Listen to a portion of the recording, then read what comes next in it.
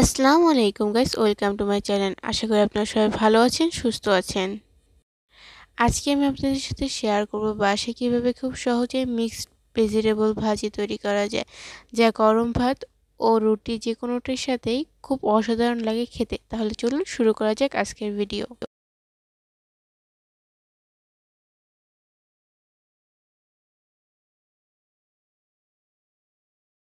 এই রেসিপির জন্য প্রথমেই আমি চুলায় একটি প্যান বসিয়ে তার ভিতর পরিমাণ মতো সয়াবিন তেল দিয়ে দিয়েছি।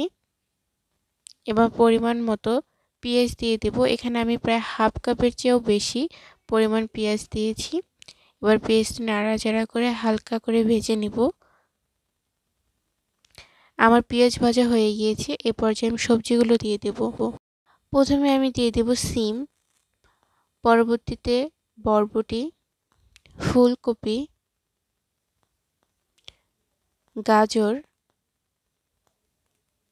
আলু এবং এখানে আমি মিষ্টি কুমড়া দিয়ে দেব। আমি অন্য সবজির তুলনায় মিষ্টি কুমড়ার সাইজটা একটু বড় কেটেছি।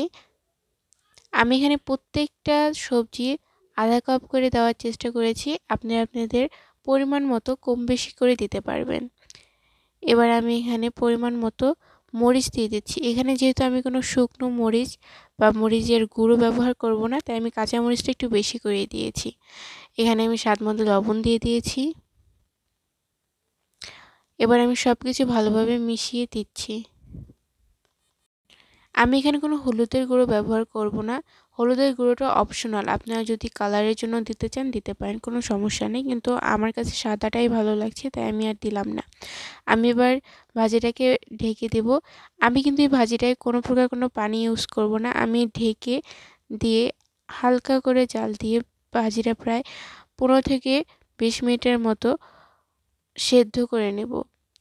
আর সবজিগুলো তাজা থাকার কারণে খুব সহজেই তাড়াতাড়ি সেদ্ধ হয়ে যাবে। এবং আমি এখানে মিনিমাম 3-4 বার করে ঢাকনাটা তুলে ভালো করে নেড়ে চেড়ে দিয়েছি।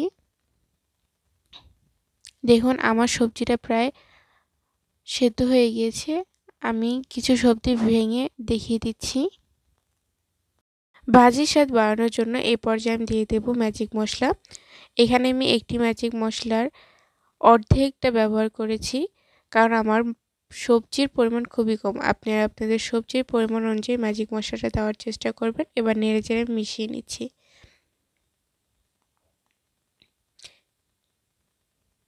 এবার আমি পরিমাণ মতো ধনেপাতা দিয়ে ভালোভাবে নেড়েচেড়ে মিশিয়ে নিব। আমি বলে রাখি, আমার রান্নাটা কিন্তু পুরোটাই হয়েছে একদম অল্প আঁচে।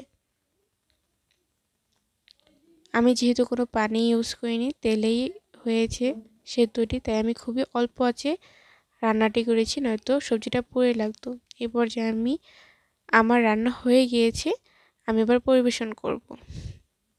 মাশাআল্লাহ, দেখুন কতটা সুন্দর হয়েছে সবগুলো সবজি, এবং মাশাআল্লাহ খেতেও অনেক ভালো হয়েছে।